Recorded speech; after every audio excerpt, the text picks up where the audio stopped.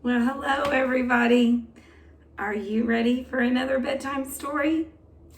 Tonight's story, I'll give you a hint. There's a reason that I have this cap on my head. I am so sad that baseball season is canceled. I'm so sad that we're not having baseball season. So I dug through all my books and I found one to make myself feel a little bit better. And I hope it makes you guys feel a little bit better too. So the book that I found is nonfiction. What is nonfiction? Yes, it means that it's a true story. It's something that's true. And it is actually about 12 brothers who formed a baseball team. 12 brothers who formed a baseball team. It's a great story. It's a biography. Remember, it's a true story written about someone's life, but by someone different than that person. So this one is written actually by Audrey Vernick, and the title is Brothers at Bat. It's about the Acera brothers. I hope you like it as much as I do. And I hope it makes you feel a little bit more close to baseball. We'll get back. We will. Until then, get out there and swing those bats. You can play catch with your sisters and brothers. Here we go. Brothers at Bat by Audrey Vernick. When winter's chill melts into spring, back doors spring open and slap shut as kids just home from school run outside, mitts, bats, and balls in hand. In one New Jersey town near the ocean, back in the 1920s and 30s, you could hear the same door slam over and over. 3 brothers raced out. Slap, slap, slap. Out went 3 more. Slap, slap, slap. And 3 more. Slap, slap, slap. And still 3 more. Slap, slap, slap. It sounds like a fairy tale, but it's not. 12 baseball playing brothers, but Anthony, Joe, Paul, Alfred, Charlie, Jimmy, Bobby, Billy, Freddie, Eddie, Bubby, and Louie Acera were real. They had 4 sisters too. Catherine, Florence, Rosina, and Frances, and a white dog named Pitch. The sisters didn't play ball. Back then, most people thought sports were just for boys.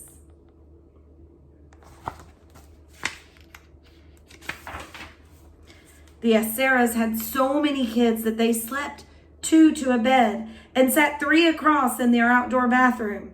They ate dinner wherever they could find a seat. Even on a baseball field, there were more boys than positions, but that didn't stop them from playing.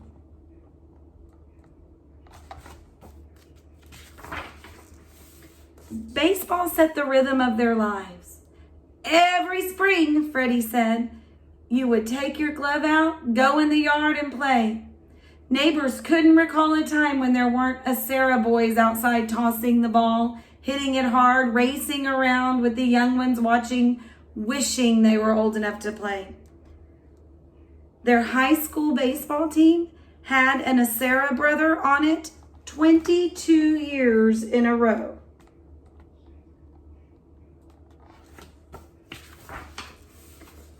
Here we go. In 1938, here they are. We had Anthony was 32, Joe was 27, Paul was 24, Alfred was 22, Charlie was 20, Jimmy was 18, Bobby was 16, Billy was 15, Freddie was 13, Eddie 12, Bubby 10, and Louie 7. There they all are. Woo! From 7 to 32. In 1938, the brothers ranged from age 7 to 32. The oldest 9 formed their own semi-pro team and competed against other New Jersey teams. Their father coached them and never missed a game. Their uniforms all said the same thing, Aceras. They had their own baseball team. The infields they played were on dirt. Outfields were littered with rocks and sounds.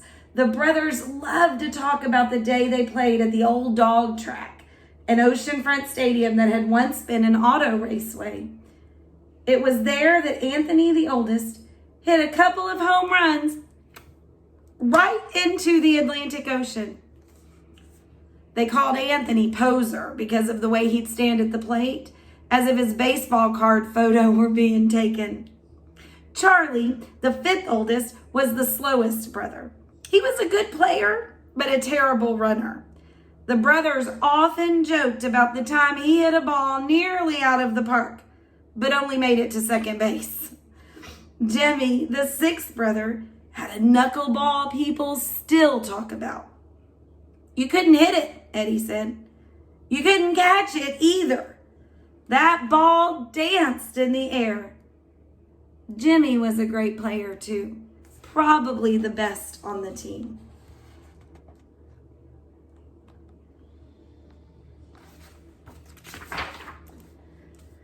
But there was no jealousy, no rivalry, no fighting. As the younger brothers grew up, the older ones shared playing time. If someone dropped a fly ball or struck out, no one screamed and threw down his glove or stomped off the field. We stuck together, Freddie said.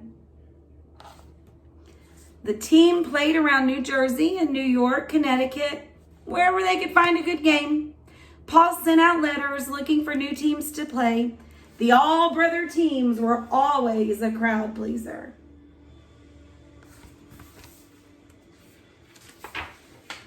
In 1939, the New York World's Fair, the Aceras were honored as the biggest family in New Jersey. They were taken to the Newark airport, where they boarded a plane and were flown over the fairgrounds. They couldn't believe it. No one they knew had been on a plane before. Most of the people at the World's Fair, looking up at that small plane in the sky, had no idea there was a whole team of brothers on there. But it wasn't all fun and games and sunny skies. Their darkest day occurred on the field, too. Freddie was on third base in a scoreless game. Alfred was at the plate. He touched his shoulder, the signal that he was going to bunt. Then things went wrong.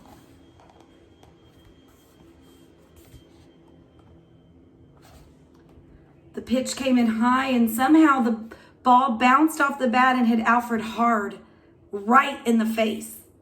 They rushed him to the doctor, but he lost an eye. For the next few months, Eddie took Alfred's place as catcher. Everyone thought Alfred's baseball days were over. But when you have 11 brothers willing to throw you balls in the yard, gently at first, then a bit harder, you get your skills back. You get your courage back too. Alfred was soon wearing the Aceras uniform again. He was a pretty good catcher for a guy with one eye. See, he's got his eye patch on. In the 1940s, something pulled the brothers' attention away from baseball. American soldiers were fighting in the Second World War across the Atlantic. That same huge ocean Poser had hit 2 balls into. Battles were raging and soldiers were dying, but the brothers knew it was important. Battles were raging and soldiers were dying, but the brothers knew it was important to fight for their country. The team disbanded as 6 Acera brothers joined the service. Jimmy was the first to go. He, Charlie, Eddie, and Bobby all served in the Army. After Billy joined the Marines, Fred did too. So this is the 1940s, and they're off to war.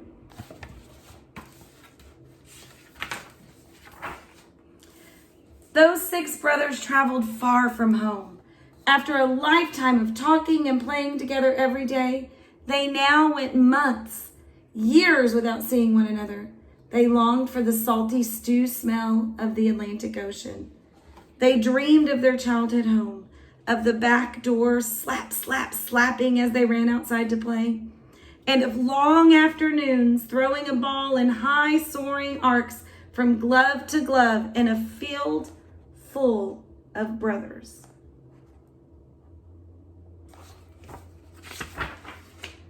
Back in New Jersey, their parents and siblings waited for news. It took a long time for letters to reach them from overseas. There was a lot of time to worry. When the war finally ended, everyone was happy. Eddie, out in California with the Army, was so excited that he went up to women he didn't even know and kissed them. Many American soldiers died in World War II, but the Asera family was very lucky. One by one, all 6 brothers returned from their time in the service. Mama Asera cried each time a boy walked through the door. By the summer of 1946, the family was ready to get back to baseball. They were all older, of course, and Poser's heart had grown weak, so now he coached the team. They joined the Long Branch City Twilight Baseball League, and over the next 6 years, won the league championship 4 times. Every Sunday, crowds filled the stands to watch the all-brother team play.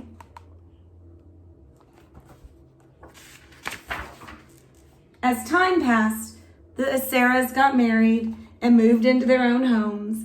They worked hard at their jobs, at the water company, at the post office, selling insurance. They all started having children of their own.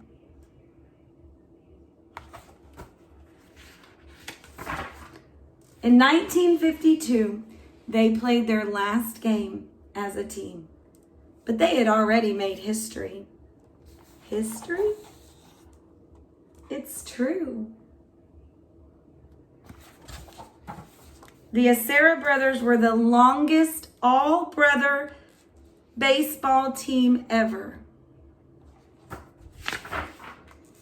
In 1997, the Baseball Hall of Fame had a special ceremony to honor them. Only 7 were still alive.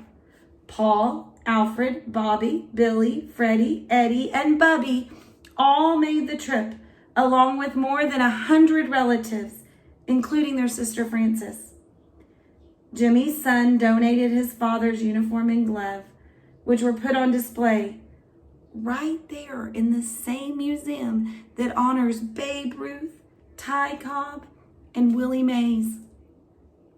They treated us like kings, Freddie said. So their uniform and their glove is right there by those baseball greats that we all know.